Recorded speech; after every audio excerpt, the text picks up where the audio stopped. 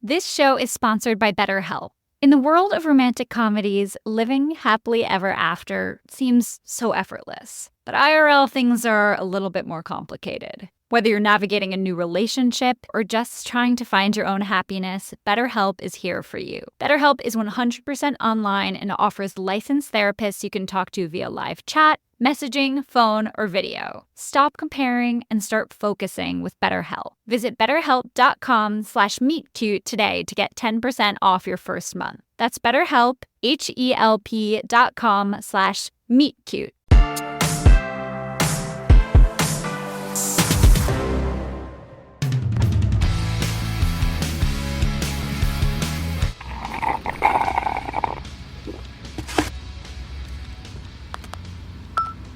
Hi, Dr. Sydney. I know you don't like when I send these while driving, but I swear on my dead mother that this update is coming to you totally hands-free. And yes, I will put another $1 in the inappropriate dead mom references jar. Quick note for our next session, we need to find a different name for that jar. It's starting to make my clients uncomfortable. These finance guys would sooner be audited than confronted with the notion of therapy. Whatever. It might have taken them a few years to give me the time of day, but when those assholes were completely felted in the pandemic, let's not forget, it was my cold storage solution that brought back those ancient crypto keepers back to solvency. At least, that's what Nate Jackson said while gassing me up at the last board meeting. That's right. After months of tireless flirting, he finally asked me to grab drinks tonight.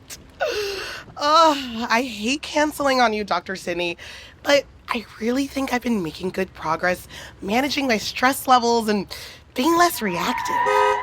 Touch grass, you asshat! I know what you're thinking. Jasmine Guzman, the date isn't until 7 p.m. You could have easily made our 3 p.m. appointment. But between 4 a.m. client calls to New York and London and a breakfast meeting with our CFO that turned into a long lunch with our COO, I had to cancel our appointment if I was going to also squeeze in a workout, bikini wax, and buy a new outfit before drinks with Nate. I did some light social media stalking and saw his ex was really into that whole flowy boho vibe. This skirt is a bit long, but overall, I'm feeling good. I know. I should have been on enough bad dates with finance bros to be off them for life. One can only handle so much shrinkflation, if you know what I mean. There sure were some stinkers. Oh my God, remember the Wolf of Walmart? He was the guy whose Aston Martin got repoed while we were at dinner. Felon Musk, the one who went to federal prison for insider trading. And we can't forget the guy who I saved in my phone as Seattle Space Needle Dick. A needle dick I can handle, but he spelled the word damn with a B at the end, and that was a deal breaker. Good ones are hard to come by. Now Nate Jackson, well, let's just say he can come wherever he wants. I've had my eye on him since he transferred from the Tacoma office.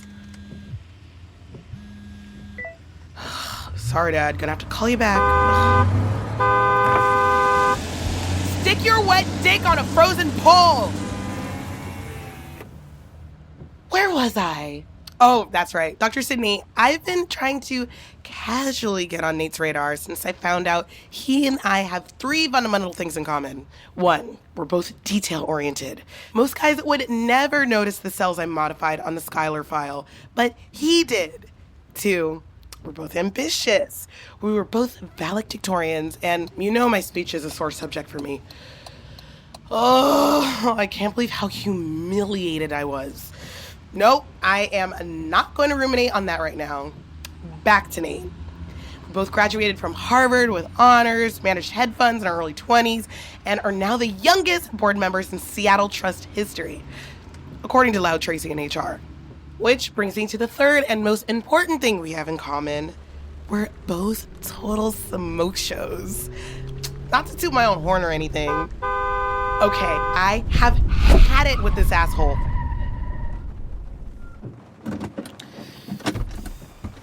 Heads up, asshole!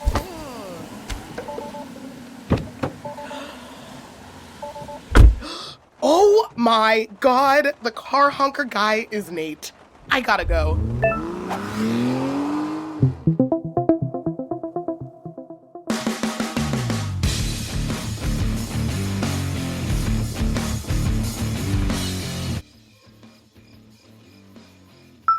Hi, Dr. Sid. Just thought you'd want to know that I am currently parked outside of Nate Jackson's house in my underwear, which might sound like a good thing, but it is not. I thought the date was dead in the water after I, threw the smoothie, but Nate and I ended up standing next to my car and actually talking for quite a while. I even managed to redeem myself after the whole stick your wet dick on a frozen pole incident. He actually gave me props for conjuring up such strong imagery on the fly. I told him the phrase was inspired by true events growing up in Alaska. In the winter, kids would stick their tongues on metal poles to see who could pull on it the longest without ripping off their tongue skin. Don't judge us. We didn't have a lot to do up there. There's usually some hot chocolate on standby to free your tongue from the pole. Anyway, things really started to click with Nate when I told him about this kid in 3rd grade who froze his dick on the flagpole. There wasn't any hot chocolate left, so he panicked and, well, you can fill in the blanks. The ambulance came and took him to the ER to clean up the botched circumcision. Nate almost pissed himself laughing with that one. So we decided to head into the bar, but as soon as I turned away from my car, my skirt ripped clean off. I suggested we reschedule, but Nate insisted we kept hanging out. He invited me back to his place instead, just, absolutely desperate to get me and my very tasteful thong home. So we go inside and he runs upstairs to grab drinks. I'm sitting on his couch in a half-ripped skirt, my coochie basically out, and decide, fuck it, I'm gonna take it all off. My top two. We're clearly banging tonight. He comes back carrying a laptop in one hand and 2 beers in the other, and the moment he sees me, he drops the drinks. Beer bottles shattered to the ground, and I'm thinking, yes, this is exactly the reaction my tits deserve. But then Nate totally freaks out, covers me with a blanket, and apologizes for giving me the wrong idea. Turns out he only invited me for drinks to ask how I formatted the drop-down cells on the Skylar file. He thinks it'll improve his fantasy football league spreadsheet. I did everything right. How could he turn me down? And, before I left, Nate tried to make me feel better by giving me a piss-poor pep talk about how I'm going to find someone someday who will appreciate my intensity, whatever the hell that means. He goes on to tell me how awesome I am and how lucky he is to have such a great friend at work. He even asked me to be the commissioner of his league. Right then, I had this out-of-body experience where I saw myself sitting on the couch, topless. And I just thought to myself, am I the first person on earth to get friend-zoned with their tits out?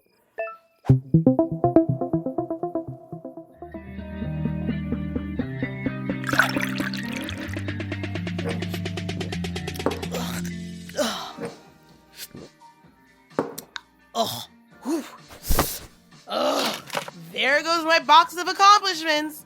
You're just a box of lies. Trophies, plaques, a photo with the Obamas. Do these count for nothing? What else is in here? Oh my God, my senior yearbook. The Emerald High School class of 2014. Go Owls! Oh my God, I haven't looked at this thing in ages. This requires all the vodka.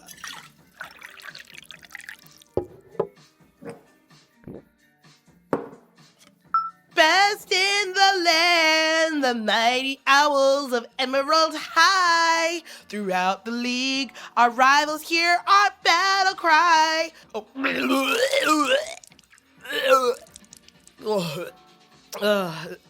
that's the song we would all sing at games and stuff, Dr. Sydney. I was unanimously voted girl most likely to succeed and class valedictorian, for Christ's sake. My speech would have gone down in owl history if it weren't for that fucking idiot and his stupid ice bucket challenge. I guess it did go down in history, but for all the wrong reasons. Oh, Andrew Davis, class clown, aka most unlikely to succeed. Oh, all that guy ever did was smoke weed and ruin every event I ever planned. All because he wanted to go viral. And one day he did, but at my expense. If I had known he was gonna dump ice water all over me during my valedictorian speech, I wouldn't have worn a white dress. And I would have worn a bra. That video got over 1 million views. I couldn't go anywhere without someone recognizing me from the nippy long-stocking video. Luckily, the comment section had my back. I agree with him. I do have excellent nips. So why did Nate have no problem rejecting them? I'm all over this thing, Doc. Show choir, Amnesty International, debate, Model UN, class treasurer, president of student affairs, captain of the track team, swim team, and founder of the Financial Literacy Club. All stepping stones to get where I am today. And where exactly am I today?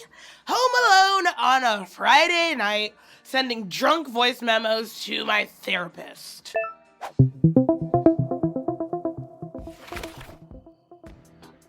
Besides Sasha Fuller. That's hilarious because the last time I saw Sasha, she was so high no one could even tell she had eyes. I wonder what she's up to. At Sasha Fuller House. Still living in Anchorage. Surprise, surprise. She's married to 3 kids and works as a real estate agent, but oh my God. She spelled real estate as one word. My God, Sasha, real estate is your job. Bare minimum, you should know how to spell your job. Most likely to be famous. Bianca of it all. I haven't heard anything about Bianca in the past 10 years. Guess she never got famous. Oh my God, the Quad Squad! I totally forgot about this group. Ben Knight and Evelyn Green threw the most epic parties, all of which we planned in the Facebook group. R.I.P. A handful of girls got pregnant at the seniors' overnight lock-in. We voted Ben and Evelyn cutest couple. I wonder if they're still together. Gina Alvarez owns a bakery with her husband. Carl Rogers? I thought she was only into Renaissance fair guys. Stephanie McDonald, gynecologist, married to Dale Sanders? I thought he was married to Katie Price. Looks like Dale and Katie divorced last fall, and they both already remarried. I wonder who Katie ended up with. Oh, gross. She married Vice Principal Giddings. I'm sensing a pattern here, Doc. All these women married someone we went to high school with. Okay, so they're still stuck living in the deep freeze, but they seem to have successful careers and families. I left Anchorage right after graduation. That was like 10 years ago. I wonder if anyone from the hockey team is still available. Sam Coleman, married. Garrett Handler, dead. Andrew Davis, dead to me. Oh, here's my male counterpart for most likely to succeed. Ryan Williams. More like most likely to have as much grease on his face as a napkin on pizza day. I didn't know he played hockey. Of course, he was the equipment manager. That makes sense. President of the robotics team. I didn't know one person counted as a team. Vice president of the chess club, founding member of the Settlers of Catan Club, and head mathlete. Oh, God! Not the tiny ponytail and transition lens glasses. He got dragged every day for that monstrosity of a backpack on wheels. Poor guy. Let's just do a quick internet search to make myself feel better. Ryan Williams. Ugh, too many results. Keywords. Anchorage, Alaska, Emerald High School. Holy shit, is that him? No. He looks like a taller Glenn Powell with broader shoulders. Okay, the Accutane. Dropping out of Oxford? Senior year to start Housing for Humanity, a nonprofit that has acquired millions in private funding to support Mr. Williams' mission of bringing affordable housing with dignity to the masses. Oh, I think I just came. Originally from Anchorage, Alaska, Mr. Williams said, I haven't been back in almost 10 years. My family relocated to Chicago after I graduated high school, and then Housing for Humanity took off. Before I knew it, 10 years had gone by. Where has this guy been all my life? I'm calling San Francisco home for now, but plans are in motion for us to spend the next 3 years overseeing projects in Liberia. I can see myself settling down in Anchorage, of course, once I find the right person. I miss it. I'd love to go back and play hockey with some of the varsity guys. Show them some stuff I picked up with my time hanging out with the Toronto Maple Leafs during our launch of HH Canada. Oh my God, I can definitely see myself with this version of Ryan. He checks every box and then some. I know he'd be into me. There's gotta be a way to get us both in the same room without me being an actual psycho flying to SF to casually run into him. Maybe I could pitch his company an idea to invest in housing developments in Anchorage. God knows it needs it. Remind him of our picturesque childhood together. Not that I was ever caught dead near him, but then he'd be so focused on work and helping the community. And I don't want him too busy to get busy with me. This run-in would have to be super casual. Like, we're both just in the same place for the same reason. Ugh, this would have been so much easier in high school. All you had to do was throw a party and wait for them to show up.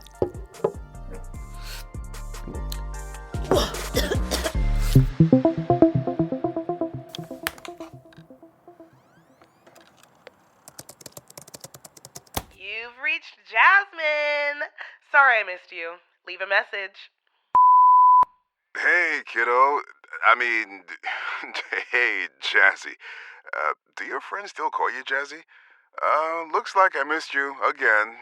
You're probably off slaying dragons over brunch and working away, huh? Anywho, wanted to see when is a good time for me to fly into Seattle for our quarterly hang. Very efficient of you to schedule and book these visits for us.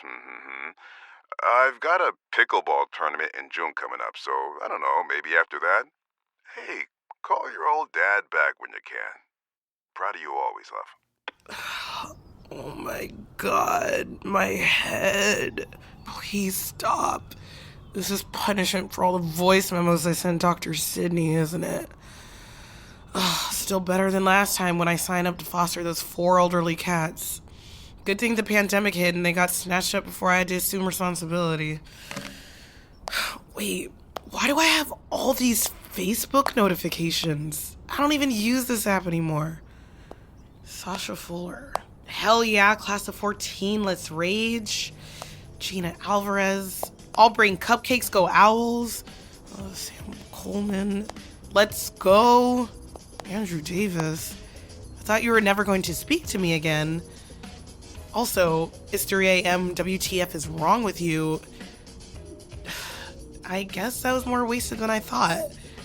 I would never slide into that loser's DMs. I messaged Ben Knight, the captain of the football team. Holy shit, Nippy Longstocking. Good to hear from you. I am totes in for the reunion. I see these dinguses all the time, but looking forward to seeing you and hearing what those nips have been up to. Later! What reunion? Where is my Alka-Seltzer? Jazzy! Evelyn Green here, Ben and I are so in for the reunion. Did you hear we're engaged to be engaged? Quick update, we are taking a tiny break though, so we may or may not be coming together. Either way, can't wait to see you. At first, I thought next weekend was a little too soon, but it's actually perfect timing because the Iditarod starts on Thursday.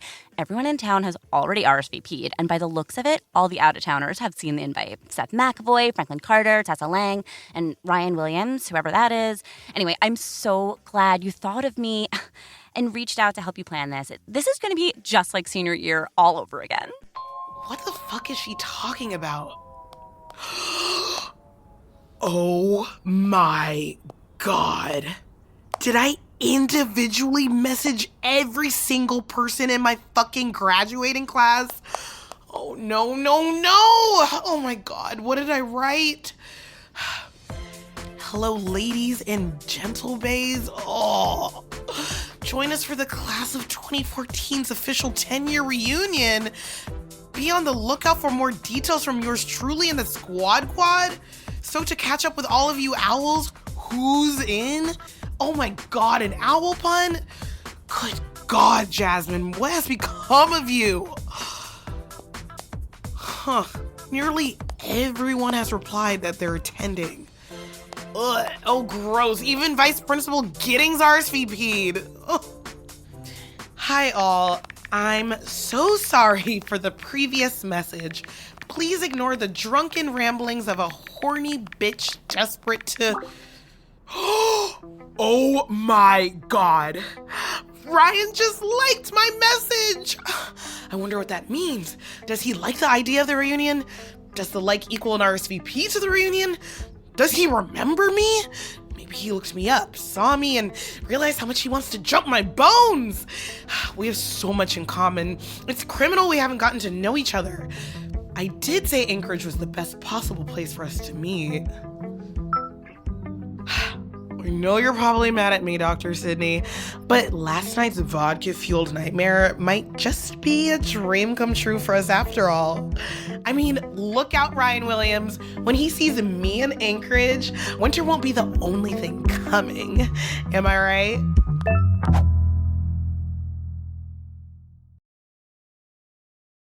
Can't get enough of epic romances? Listen to I've Become a True Villainess, where a graduate student wakes up to discover she's in the body of Zakiya Stern, the villain of the romance novel she's been reading. Now, as Zakiya, she must do everything in her power to avoid the villainess's fate. Dive into the full narrative and even more legendary love stories now on Manta. Visit manta.net/meetcute to enjoy a special discount for Meet Cute fans.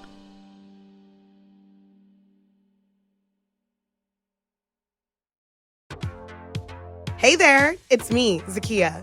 You just heard me play Jasmine in Most Unlikely, but I want to tell you about another podcast where I'm the host. It's called Hang Up, a reality dating show with no rings attached. Think of Hang Up like a cross between The Bachelor and Love is Blind, but queer and with a focus on dating and connection rather than marriage. On Hang Up, you don't just get to eavesdrop on dates. There's also a series of eliminations. And in the end, there's a twist. Listen to find out more wherever you get your podcasts. The new season is out now, so stay on the line.